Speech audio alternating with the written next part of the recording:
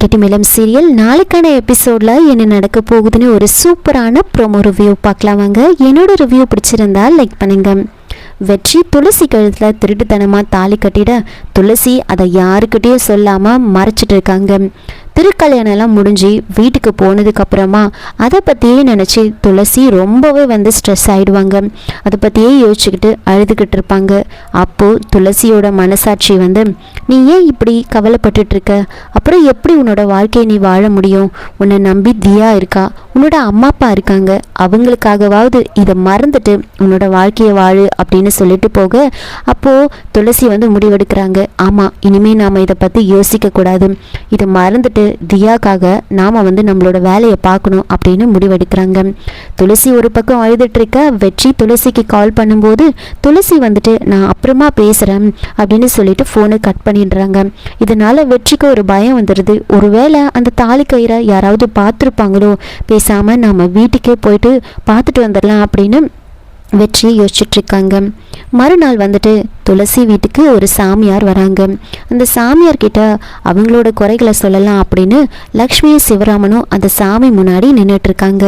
அப்போ அந்த சாமியார் லக்ஷ்மியோட முகத்தை பார்த்தே, ஏம்மா நீ இவ்வளோ கவலையாக இருக்க, உன்னோட வீட்டில் 2 கல்யாணம் நடந்திருக்கு, நீயே இவ்வளோ கவலையாக இருக்க அப்படின்னு சொல்லி கேட்டதுமே அந்த சாமியாருக்கு அந்த லக்ஷ்மிக்கு ஒன்றுமே புரியல. என்ன இது 2 கல்யாணம்னு சொல்கிறாங்க அப்படின்னு யோசிச்சுக்கிட்டு, சாமி என்னோட சின்ன பொண்ணுக்கு தான் கல்யாணம் ஆயிருக்கு அப்படின்னு சொல்லி மகேஷ் அஞ்சலியே காமிக்கிறாங்க. பக்கத்துலேயே துளசி நின்றுட்டு இருப்பாங்க. அப்போது இது என்னோட பெரிய பொண்ணு துளசி, இவளுக்கு இன்னும் கல்யாணம் ஆகலை அப்படின்னு சொன்னதுமே சாமியார் துளசியை பார்க்குறாங்க.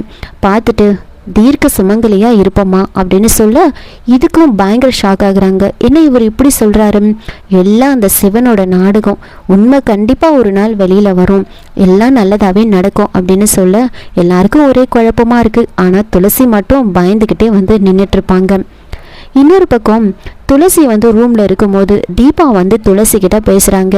இந்த மாதிரி அவரோட இன்கம் டேக்ஸ் ஃபைல்ஸ் எல்லாம் நிறைய பார்க்க வேண்டியது இருக்குது, அதெல்லாம் உன்னோட ஆஃபீஸில் தான் கொடுக்கலான்னு இருக்கேன், அவரோட அக்கௌண்ட்ஸ் ரிலேட்டட் எல்லாமே அங்கேயே பண்ணிடலான்னு இருக்கோம், நீயும் அங்கே இருக்கல, அதனால எங்களுக்கு கொஞ்சம் ஈஸியாக இருக்கும், என்ன ஓகேவா அப்படின்னு கேட்க துளசி ஓகேன்னு சொல்கிறாங்க.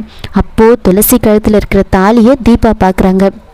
பார்த்துட்டு என்ன இது தாலி கயிறு மாதிரி இருக்குது அப்படின்னு கேட்க, உடனே துளசி அதெல்லாம் ஒன்றும் இல்லை, அது கோவிலில் ஒரு பூஜை பண்ணும் தியாக்காக, அவங்க தான் கொடுத்தாங்க அப்படின்னு சொல்ல, என்ன இது இப்படி சொல்கிற அப்படின்னு யோசிச்சு ஒரு மாதிரி சந்தேகப்படுறாங்க. உடனே துளசி என்ன பண்ணுறாங்கன்னா, எனக்கு கொஞ்சம் வேலை இருக்குது, நான் அப்புறம் பேசுகிறேன் அப்படின்னு சொல்லிட்டு துளசி அங்கேருந்து போயிடுறாங்க. தியாவே அவளோட குழந்தை கிடையாது, யாரோ ஒரு குழந்தைக்காக இதில் பூஜை வேற அப்படின்ற மாதிரி தீபா யோசிச்சுட்டு இருக்காங்க. இன்னொரு பக்கம் கவினோட அம்மா அவங்க அப்பா கிட்ட பேசுகிறாங்க. இந்த மாதிரி நாமளும் லக்ஷ்மியோட குடும்பமும் ஏன் ஒன்றா சேரக்கூடாது அப்படின்னு கேட்க, அதுக்கு அவர் பயங்கரமாக கோவப்படுறாரு.